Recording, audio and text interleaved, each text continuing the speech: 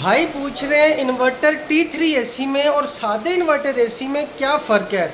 यार अच्छा, इनमें जो मेन फ़र्क है ना, जो कंपनियां कैश करती हैं वो बेसिकली इनके जो टेम्परेचर एंड्योरिंग कैपेसिटी है ना, टेम्परेचर बर्दाश्त करने की कैपेसिटी है, उनमें आता है।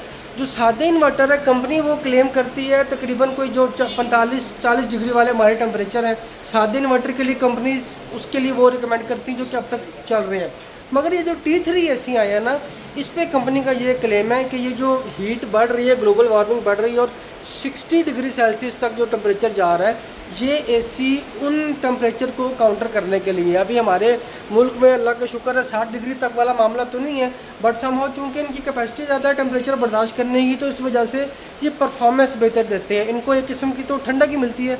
अब जो इन्वर्टर ऐसे चल रहे हैं उनके लिए तो ये टेम्परेचर मैक्सिमम है, इसलिए उनका ज़ोर ज़्यादा लगता है, वो पीक आवर्स में ज़्यादा वाट कंज्यूम करते हैं। अब चूँकि इसका जो बर्दाश्त करने की कैपेसिटी है वो ही 60 डिग्री सेल्सियस है और टेम्परेचर तो हमारे यहाँ होता है 45 डिग्री सेल्सियस, इसलिए इनके लिए वो फिर भी ज़रा अभी ठंडा ही हिसाब किताब है, इसलिए ये अभी इनका ज़ोर कम लगता है, ये वाट्स कम कंज्यूम करते हैं।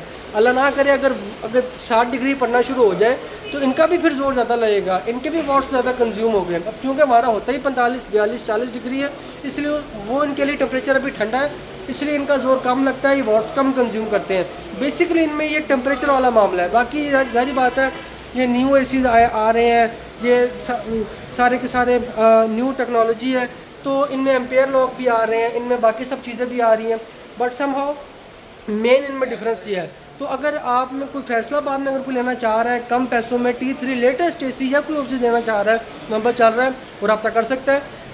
उम्मीद है कि भाई ने जो सवाल पूछा था मैंने उसको किसी हद तक एड्रेस किया होगा। अल्लाह हम सबके लिए आने वाला मामला करे। अस्सलाम वालेकुम वरहमतुल्लाह।